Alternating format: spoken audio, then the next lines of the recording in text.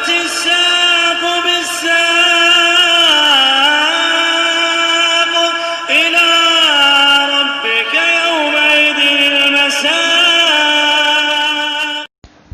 الحمد لله رب العالمين والصلاة والسلام على رسوله الأمين وعلى آله وأصحابه ومن تبعهم بإحسان إلى يوم الدين. أما بعد. Ikhwani al-kiram rahimani wa rahimakumullah. Pertemuan yang lalu kita membahas sekilas tentang Khawarij, yang diantara pokok-pokok prinsip mereka apa saja? Indaki Aba Kahwa. Meyakini bahwasanya beliau berkeyakinan kelanjutan sah apabila tidak berukun dengan hukum Islam. Nah, keyakinan yang paling mendasar yang disebabkan mereka dinamakan Khawarij, Naam al-khuruj 'ala al-hukam, keluar dari ketaatan terhadap para pemimpin, terkhusus di awalnya mereka keluar dari ketaatan kepada Ali radhiyallahu anhu.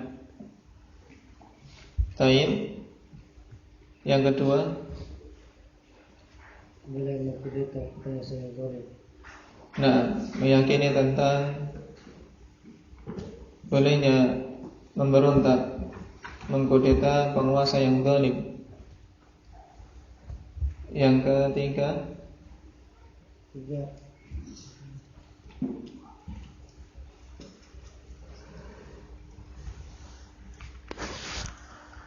tayyib. Nah, berkeyakinan bahwasanya pelaku dosa besar itu kafir. Yang keempat,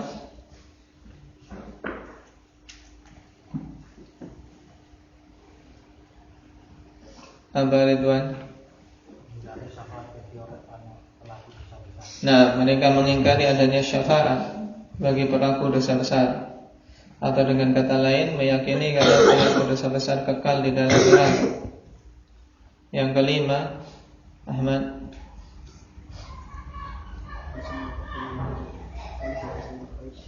Mereka meyakini bahwasanya kekhalifahan atau imamah itu boleh bagi selain Quraisy. Yang lainnya, Umair, Muhammad.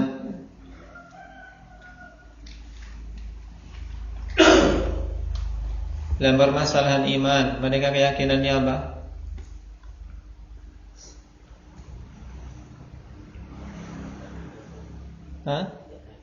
Nah, mereka berkeyakinan bahwasanya iman itu tidak bertambah dan berkurang. Yang ada pada mereka hanya iman dan kafir. Kalau berkurang iman berarti kafir. Ini keyakinan orang-orang Khawarij. Baik.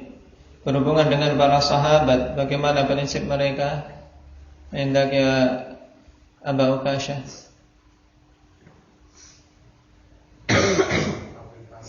Nah, mereka membenci para sahabat radhiyallahu alaihim, bahkan mengkafirkannya, sehingga karenanya dinamakan dengan Nawasib.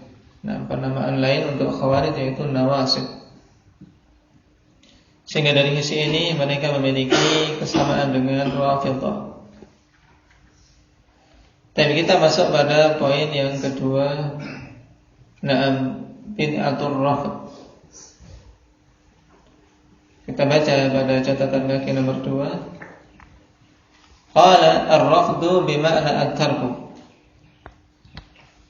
Asal dari kata ar-rafdu yaitu at-tark, meninggalkan. Qala wa humul ladina yarfaduna imamata syaikhain Abi Bakrin wa Umar radhiyallahu anhuma wa yatabarra'una minhuma wa yasubbuna ashaban Nabi sallallahu alaihi wasallam wa yantaqidunahum. Dan orang-orang Rafidhah yaitu orang-orang yang mereka menolak keimamahan dua syekh, yaitu Abu Bakar dan Umar. Mereka mengingkari kekhalifahan dua sahabat yang mulia ini. Jadi ini prinsip mendasar dari orang-orang Khawarij, prinsip mendasar dari orang-orang Rafidhah, sehingga karenanya dinamai dengan Rafidhah, sebagaimana nanti akan kita bahas atau kita baca dari kalam Syekhul Islam Ibnu Taimiyah. Karena mereka apa? Yarfaduna imamata syaikhain Abu Bakar wa Umar. Jadi mereka menolak, tidak mengakui kepemimpinan atau kekhilafahan Abu Bakar dan Umar. Wa yatabarra'una minhuma, dan mereka berlepas diri dari keduanya, memancangkan bara'ah. Padahal al-bara' tidak boleh dipancangkan kecuali apa? Kepada musuh-musuh Allah Subhanahu wa taala. Wa yasubbuna ashaban Nabi sallallahu alaihi wasallam, dan mereka mencaci para sahabat Nabi sallallahu alaihi wasallam, wa yantaqidunahum, dan mereka mengkritik para sahabat, yaitu membicarakan kejelekan-kejelekan para sahabat radhiyallahu alaihim tanpa hak.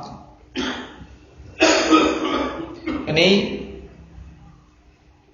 prinsip mendasar pada orang-orang Rafidhah. Dan sungguh ikhwanifillah, mereka ini memiliki kesamaan yang sama dengan orang-orang Yahudi, bahkan pada beberapa sisi lebih parah daripada orang-orang Yahudi. Kenapa?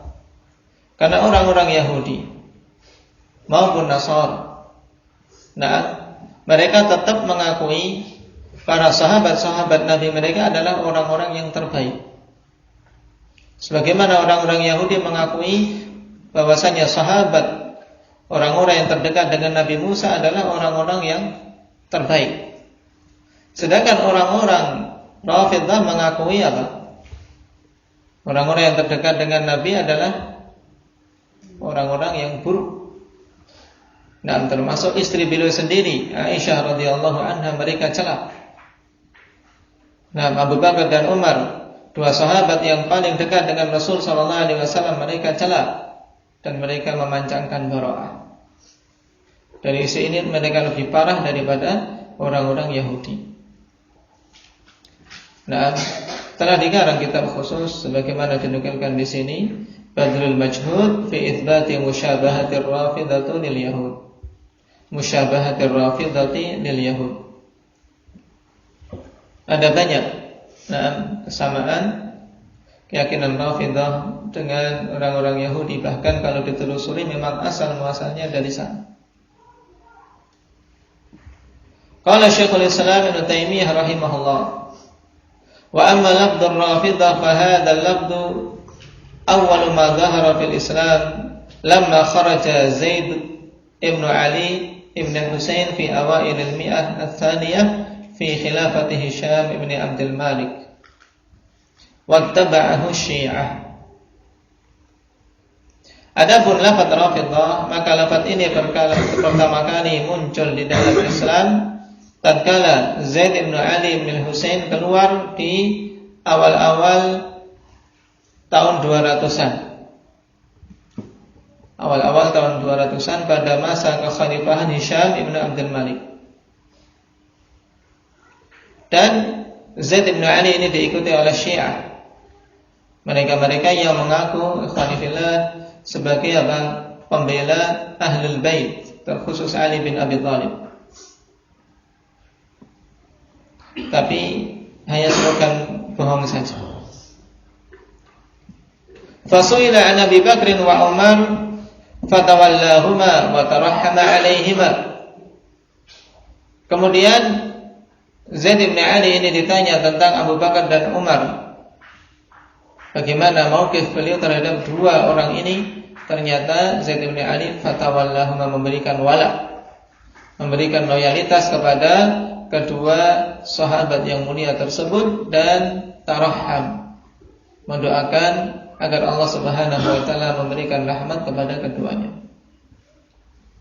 Farafadahu qaumun faqala rafadtumuni fasummu ar-Rafidhah. Maka kaum tersebut menolak. Menolak apa yang dikatakan oleh Zaid bin Ali bin Husain rahimahullah taala. Maka kemudian beliau pun mengatakan rafadtumuni, kalian telah menolakku dalam artian menolak apa yang aku ungkapkan ini, maka dinamakan dengan Rafidhah. Ini khabar yang masyhur tentang asal muasal dinamakannya mereka sebagai kaum Rafidhah. Adapun keyakinan mereka ikhwani fillah, terkumpul pada mereka keyakinan yang batil. Baik dari sisi akidah maupun muamalah maupun ibadah. Oleh karena itulah, para ulama ikhwani fillah hampir ijma'. Sehingga kalau ada yang menukilkan ijma', maka ini laisa biba'id, bukan suatu perkara yang jauh dari kebenaran. Di kalangan ahli sunnah bahwasanya Rafidhah kufar. Orang-orang Rafidhah itu kafir. Karena ibarat suatu agama tersendiri, mereka memiliki kitab tersendiri. Mereka memiliki kitab tersendiri. Adapun apa yang mereka munculkan bahwasanya mereka menyeru kepada Al-Quran dan pembelaan kepada Nabi dan Ahlul Bait, itu hanya sekedar kedustaan belaka. Mereka memiliki mushaf yang dinamakan dengan mushaf Fatimah, dan mengakui kalau mushaf yang ada pada kita ini tidak ada setengah dari apa yang ada pada mereka. Dan mereka mengakui ada makna batin, ada makna zahir. Di antara penafsiran mereka yang sangat batil, ikhwani fillah, menafsirkan Al-Baqarah dengan Aisyah radhiyallahu anha. Kemudian juga menafsirkan At-Taghut dengan Abu Bakar wa Umar. Serta penafsiran-penafsiran batil yang lain. Sehingga yang demikian agama tersendiri, mereka punya kitab tersendiri. Dan mereka memiliki imam yang mereka yakini memiliki kemampuan mengatur rububiyah, mengatur jagat raya ini, memiliki kekuasaan rububiyah, seperti yang ada pada Rafidhah Ithnai Asyariyah, memiliki imam 12. Yang imam 12 ini bisa mengatur, menimpakan kemudaratan dan memberikan kemanfaatan. Ini semuanya keyakinan syirik, keyakinan kufur. Bahkan perkara yang nyata untuk Rafidhah di akhir ini, ikhwani fillah, semakin lama semakin parah. Yang penyebaran mereka diusung oleh pemerintah Iran dan orang-orang Yahudi, sehingga tersebar di negeri kaum muslimin wal a'yadu billah, termasuk di negeri Yaman. Gembong-gembong Rafidhah ikhwani fillah asalnya ya berguru ke Iran, termasuk Husain Badruddin Al-Houthi yang kemudian mendirikan yang namanya gerakan Houthiyun, yang awalnya dinamakan dengan Syababul Mu'min, yang sekarang terus-menerus menimbulkan keonaran di negeri Yaman. Di antara perkara yang menunjukkan kebatilan mereka, khanifillah, ditemukan pada mereka sampai-sampai pembodohan terhadap umat yang begitu jelas, pembodohan terhadap pengikut mereka. Mereka terbitkan visa, ya visa masuk surga Firdaus. Jadi temukan ya di antara para tentara mereka ya ada visa untuk masuk surga Firdaus ditandatangani oleh pemimpin besar mereka. Jadi kalau sudah punya visa itu dah surga Firdaus. Ini menunjukkan bodohnya mereka. Baik. Juga celaan terhadap para sahabat ini merupakan keyakinan mendasar pada orang-orang Rafidhah. Keyakinan mendasar pada orang-orang Rafidhah. Dan di antara prinsip yang juga sangat masyhur di kalangan mereka adalah taqiyah. Nah, prinsip taqiyah yaitu menipu. Diperbolehkan mereka untuk menipu, menunjukkan keislaman, menunjukkan sunnah, tapi di dalam hatinya membencinya. Sehingga keyakinan Rafidhah juga dibangun di atas prinsip kemunafikan. Prinsip kemunafikan. Adapun dari sisi ibadah, ibadah mereka jauh dari sunnah Rasul sallallahu alaihi wasallam, baik dalam adzan maupun dalam salat.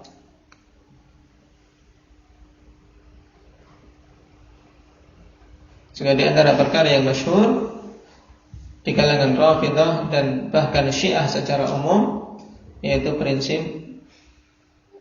tentang halalnya nikah mut'ah, yang pada hakikatnya adalah perzinaan,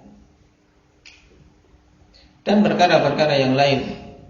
Cuman yang perlu ditegaskan di sini khonifillah untuk poin ini agar kita tidak terlalu panjang, bahwasanya asal muasal Rafidhah dikarenakan apa? Dikarenakan mereka menolak keimamahan siapa?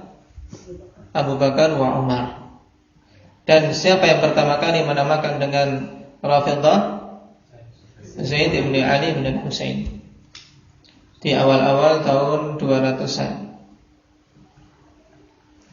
Taib. Thumma bid'atul i'tizal.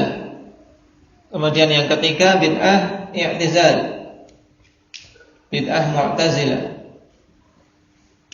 Al-Mu'tazilah ashab Wasil ibn Atha al-Ghazal. Mu'tazilah adalah para pendukung Wasil ibn Atha al-Ghazal. La ma'tazala majlis al-Hasan al-Basri.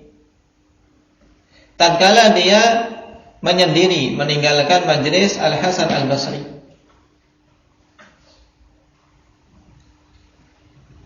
Yuqarriru anna murtaqibal kabirah laisa bimu'minin wala kafir wa yuthbitul manzilah bainal manzilatain fataradahu.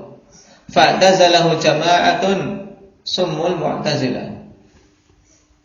Fa'tazalahu jama'ah summu al-Mu'tazilah. Jadi tatkala Wasil bin Atha ini menyendiri, meninggalkan majlis Al-Hasan Al-Basri yang asal muasalnya afanillah, dikarenakan Wasil bin Atha punya keyakinan bahwasanya pelaku dosa besar itu tidak beriman, tidak pula kafir. Jadi bukan mukmin, bukan kafir. Dan dia menetapkan adanya kedudukan di antara dua kedudukan tersebut, yaitu bain al-manzilah, bain al-manzilatain. Jadi di dunia mereka mengatakan tidak mukmin, tidak kafir, tapi manzilah bain al-manzilatain. Maka diusir oleh Al-Hasan Al-Basri rahimahullah ta'ala, karena keyakinan ini keyakinan yang menyelisihi sunnah. Dan kita katakan bahwasanya Al-Hasan Al-Basri termasuk imam di antara imam-imam ahli sunnati wal jamaah. Dalam sebagian riwayat bahwasanya Wasil itu bertanya kepada Al-Hasan Al-Basri tentang perkara ini dan dijawab dengan keyakinan ahli sunnah, kemudian dia tidak terima sehingga meninggalkan majelis tersebut. Maka tatkala mereka menyendiri, merasa cukup dengan pemahaman mereka sehingga meninggalkan majelis ulama, dinamakan dengan Mu'tazilah. Kalau kita perhatikan di sini alhamdulillah, asal muasal penyimpangan mereka tatkala apa? Mereka ini mencukupkan diri sehingga tidak butuh terhadap bimbingan alim. Merasa sudah berilmu, mereka menetapkan suatu kaidah tersendiri, kemudian sudah tidak peduli dengan bimbingan ulama di zaman tersebut.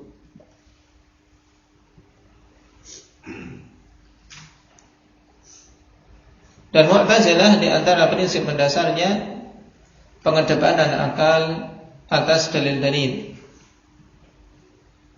Mereka kedepankan akal daripada dalil Al-Quran maupun As-Sunnah, sehingga banyak dalam keyakinan mereka didapati kesesatan-kesesatan dan penyimpangan-penyimpangan yang jauh, karena memang tidak menjadikan dalil sebagai patokan. Dan mereka memiliki 5 prinsip yang masyhur yang dinamakan dengan al-usulul khamsah. 5 prinsip yang masyhur yang dulu telah kita bahas. Apa saja itu? 5 prinsip yang dimiliki oleh Mu'tazilah. Mereka punya prinsip at-tauhid. Tapi namanya tauhid ikhwanifillah padahal yang dimaknakan adalah makna yang batil. Mereka maksudkan dengan tauhid adalah nafyus sifat. Mereka menolak sifat-sifat Allah Subhanahu wa taala. Jadi dalam pembahasan sifat-sifat Allah, mereka tidak mengakui Allah Subhanahu wa taala itu memiliki sifat. Dan mereka namakan dengan apa tadi? At-tauhid. Kemudian prinsip yang kedua, al-adl. Prinsip keadilan. Namanya bagus, tapi yang mereka inginkan adalah, yang dimaksud dengan keadilan apa?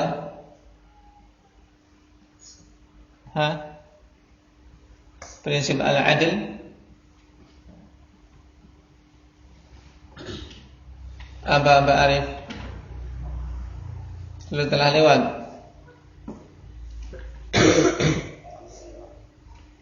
Nah, nanti ada prinsip tersendiri amar ma'ruf nahi munkar.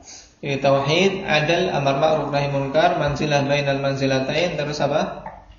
Satunya yang kelima. Tidak ada yang nyambung. Aba Musa.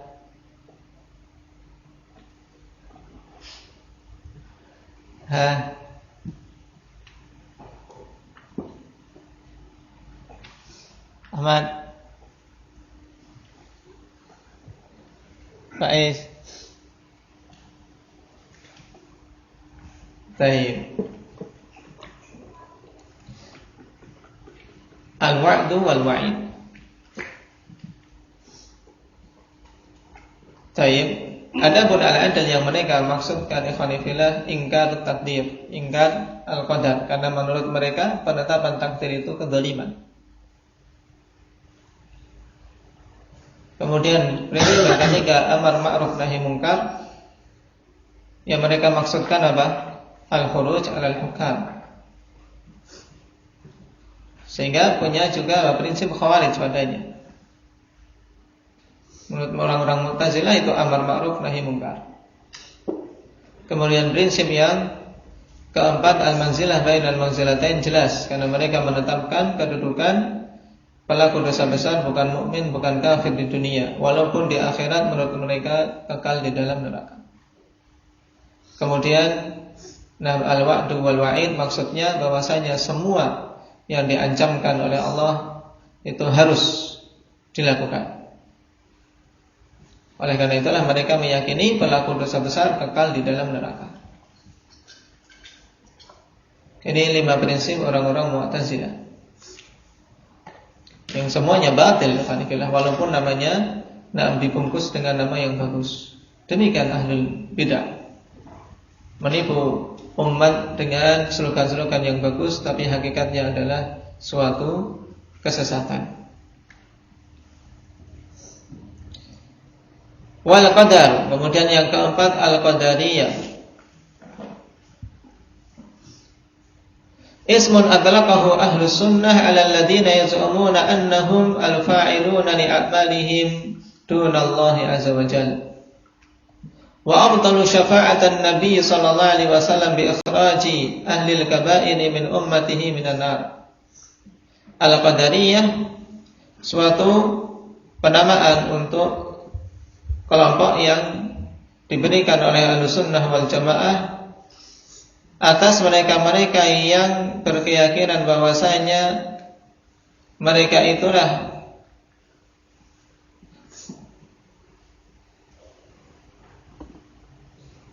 pencipta terhadap amalan-amalan mereka sendiri.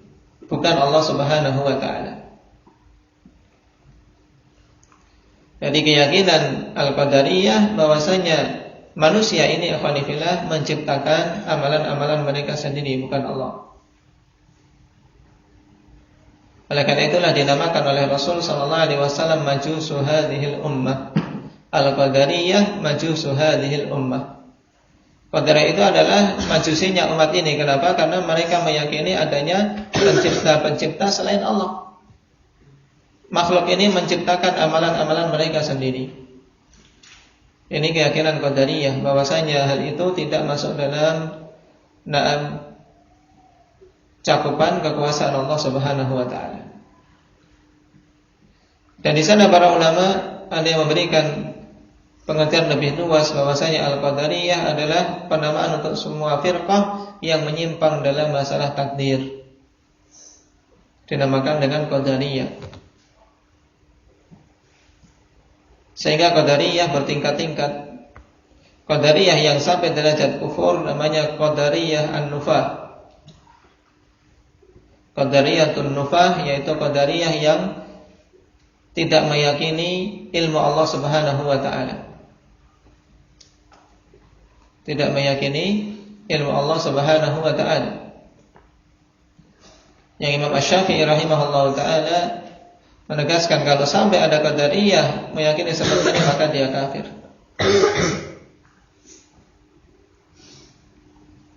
Meyakini bahwasanya Allah Subhanahu wa taala tidak mengetahui apa-apa yang akan terjadi, kafir. Kemudian Qadariyah, Mu'tazilah. Jadi Mu'tazilah dari sisi takdir juga apa? Qadariyah. Sebagaimana prinsip mereka apa tadi? Namanya pengingkaran terhadap takdir, al-adl. Taib. Wa abdalu syafa'atan Nabi sallallahu alaihi wasallam, dan mereka membatalkan syafaat Nabi sallallahu alaihi wasallam bi ikhraji ahli al-kaba'ir min ummatihi minan nar. Syafaat Nabi tentang pengeluaran ahli al-kaba'ir dari kalangan umatnya dari neraka. Mereka mengingkari syafaat. Ini juga sama dengan prinsip Khawarij, juga prinsip Mu'tazilah.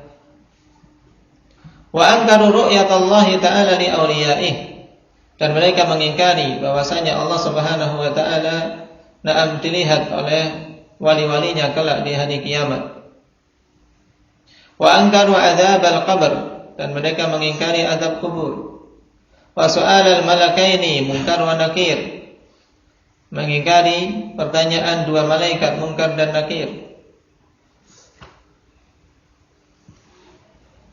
Wa nasbal mizan, mereka juga mengingkari dipancangkannya mizan kelak di hari kiamat. Wa qalu bi khalqil Qur'an wa ghairi dzalik, dan mereka berkeyakinan bahwasanya Al-Qur'an itu makhluk serta keyakinan-keyakinan batil yang lain. Waqad waradat ba'dul athar tasiful Qadariyah bi annahum majusu hadhihi al-ummah. Dan athar thabit marfu' sampai Nabi sallallahu alaihi wasallam sebagaimana dalam Asy-Syari'ah lil Imam Al-Ajurri rahimahullah. Telah datang athar mensifati bahwasanya Qadariyah itu majus hadhihi al-ummah, orang-orang majusinya umat ini. Kenapa? Karena mereka menetapkan pencipta-pencipta selain Allah. Maksudnya apa? Bahwasanya makhluk ini menciptakan amalan mereka sendiri di luar takdir Allah, sehingga dinamai dengan majus. Sebagaimana orang-orang majusi meyakini di sana bahwasanya ada dua pencipta, pencipta kebaikan dan pencipta keburukan. Sisi kesamaannya apa berarti? Kesamaannya penetapan adanya pencipta selain Allah. Tayyib, ini sekilas tentang firqah-firqah yang awal-awal muncul di awal-awal keislaman, yang dimulai dari munculnya orang-orang Khawarij pada masa Nabi sallallahu alaihi wasallam, atau dengan istilah yang lebih teliti yaitu benih-benih Khawarij. Karena muncul secara jelas sebagai suatu firqah pada masa siapa? masa Ali bin Abi Thalib setelah peristiwa Siffin. Baik. Wahakadha, dan demikian seterusnya muncul bid'ah demi bid'ah tatkala manusia menjauh dari sunnah Rasul sallallahu alaihi wasallam. Qala Syekh An-Najmi rahimahullah, wa laqad kana ashabu Rasulillah sallallahu alaihi wasallam yaqifuna min hadhihi al-bid'i wa ashabiha mawqifal munkir. Nah, diharakati sehingga tidak keliru. Dan sungguh dulu para sahabat Nabi sallallahu alaihi wasallam mereka memberikan mauqif, memberikan tindakan dan sikap terhadap bid'ah ini serta pelaku-pelaku kebid'ahannya mauqifal munkir wa mauqifal mughayyir. Pada posisi apa? Orang yang mengingkari dan orang yang mengubah kebid'ahan tersebut. Faqad thabata fi sahih Muslim anna Abdullah bin Umar radhiyallahu anhuma lamma ukhbira bi bid'atil qadariyah qala liman balaghah idza laqita ulaika fa akhbirhum anni bara'un minhum wa annahum bura'u minni. Dan sebagaimana telah thabit dalam Sahih Muslim di hadis pertama dalam Kitabul Iman, bahwasanya Abdullah bin Umar tatkala dikabarkan tentang bid'ah qadariyah, maka dia mengatakan kepada orang yang menyampaikan berita tersebut, idza laqita ulaik, apabila engkau bertemu dengan mereka ini, yaitu orang-orang qadariyah yang dikhabarkan oleh Yahya bin Ya'mur tersebut. Di mana dia mengatakan apa? Awwalu man qala bil qadari bil Basrah, siapa? Ma'bad al-Juhani. Ada seorang yang namanya Ma'bad al-Juhani di negeri Basrah, dia apa? Pencetus keyakinan qadariyah. Yaz'umu anna al-amra unuf wa an la qadara. Dia berkeyakinan bahwasanya perkara itu terjadi tiba-tiba, tidak sesuai dengan takdir Allah Subhanahu wa taala, tidak berdasarkan takdir.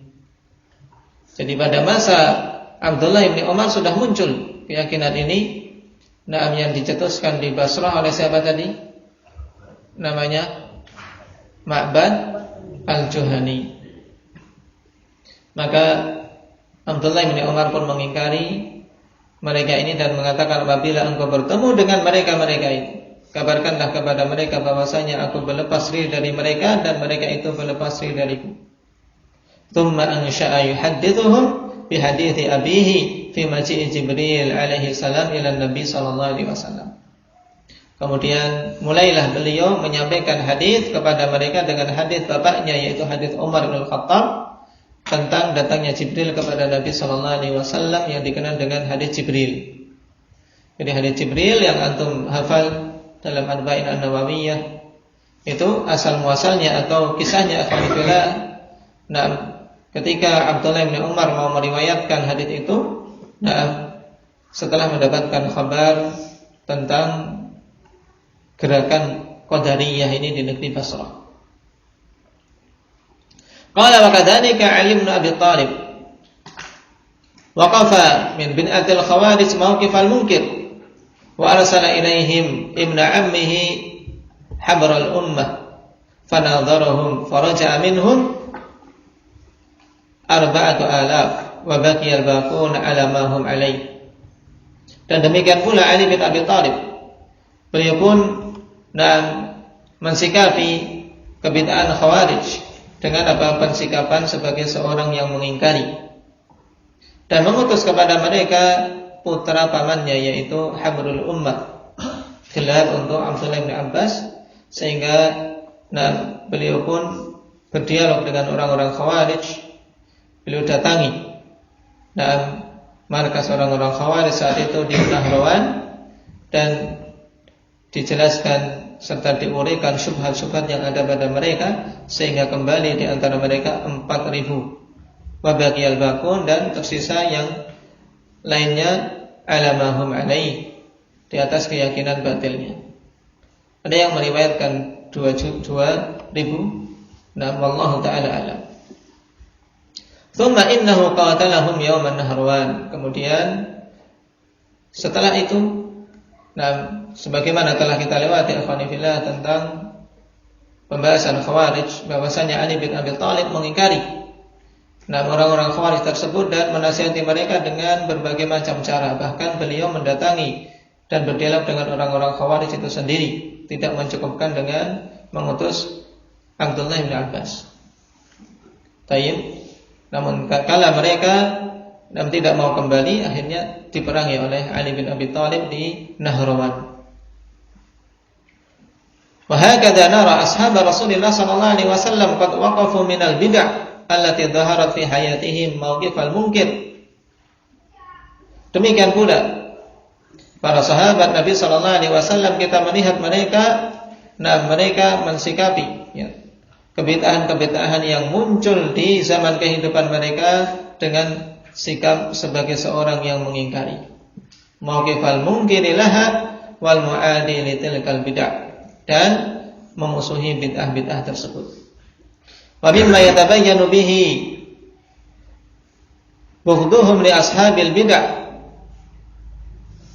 Wa mimma yatabayyanu bihi bughduhum li ashabil bid'ah hadits Abi Umamah fi Sunan Ibn Majah babul khawarij haitsu ra'a ru'usa rijalin minal khawarij qad sulibat fa akhbara annahum kilabun nar wa syarrul khalqi wal khaliqah. Dan di antara perkara yang menunjukkan tentang bencinya para sahabat terhadap para pelaku kebid'ahan yaitu hadis Abi Umamah Sudai bin Ajlan, seorang sahabi yang masyhur yang tinggal di Syam, dan beliau meninggal pada tahun 86. Dalam Sunan Ibnu Majah bab tentang Khawarij, di mana haitsu ra'a ru'usa rijal minal Khawarij, tatkala Abu Umamah ini melihat kepala-kepala orang-orang Khawarij qad sulibat, telah disalib. Nah, fa akhbara annahum kilabun nar wa syarrul khalqi wal khaliqah. Kemudian bukannya merasa kasihan, tapi mengkhabarkan bahwasanya mereka ini adalah anjing-anjing neraka dan sejelek-jelek makhluk, dan sejelek-jelek yang diciptakan oleh Allah Subhanahu wa taala.